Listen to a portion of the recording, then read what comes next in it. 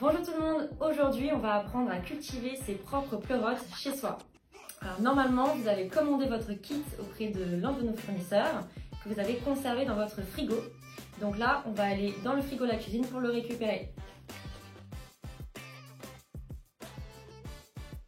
Première étape, on ouvre le colis.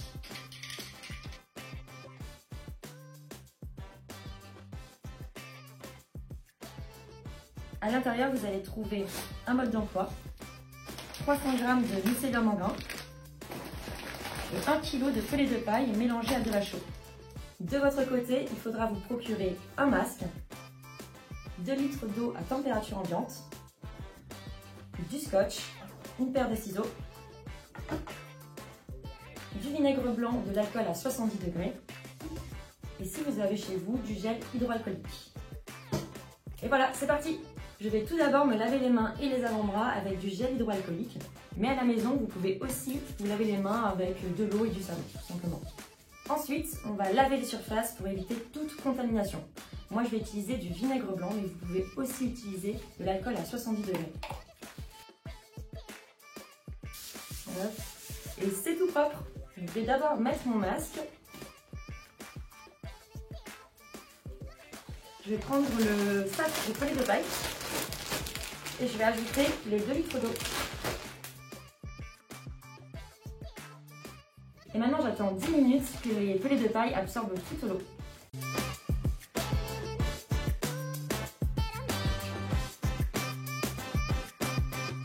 Ça y est, ça fait 10 minutes et voilà à quoi ça ressemble maintenant. On va pouvoir maintenant passer à l'inoculation. Mais Emma, c'est quoi l'inoculation? Ah oui, c'est vrai, bonne question. En fait, ça consiste à introduire le mycélium en grains dans les pellets de paille. Mais avant ça, je vais casser le bloc de mycélium. Non, je rigole. On va pas faire ça avec un marteau. On va faire ça tout délicatement avec nos petites mains. Alors là, on est dans une phase où on veut éviter toute contamination. Du coup, je vais me relaver les mains avec du gel, ou bien chez vous avec du savon et de l'eau.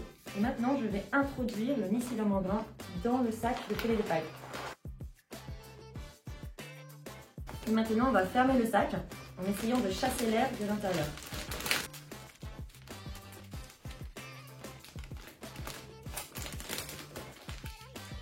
Et là, on fait attention à ne pas mettre le scotch sur le filtre parce que c'est ce qui permet au mycélium de respirer. Ça, c'est pas très cool pour lui. Il ne reste plus qu'à mélanger à l'intérieur pour bien répartir le mycélium. Et voilà, maintenant ça va partir en incubation. Donc je vais placer le sac dans une pièce sombre à peu près 20 degrés pendant environ 3 semaines. C'est parti!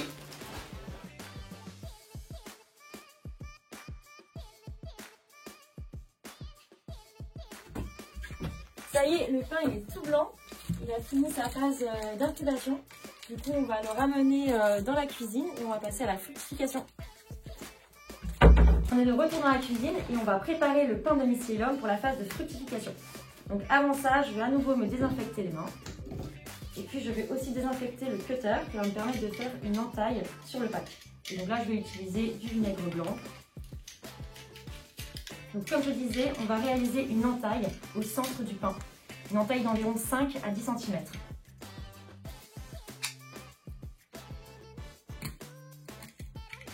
Et pour finir, pour la phase de fructification, on va poser notre sac dans un endroit lumineux, mais pas trop. On va éviter toute lumière directe sur le sac. Et tous les jours, on va venir humidifier cette zone, environ 2 fois par jour, ce qui va favoriser la pousse du champignon. Et voilà, plus qu'à attendre quelques jours pour voir apparaître les premiers champignons. Ça fait seulement quelques jours que c'est en fructification, il y a déjà des petits pleurotes. C'est trop bien! Et ça y est, les pleurotes sont prêts à être cueillis. Il suffit de prendre à la base, puis de tourner jusqu'à ce que ça se décroche. Hop! Et voilà. Et puis maintenant, ça part en cuisine.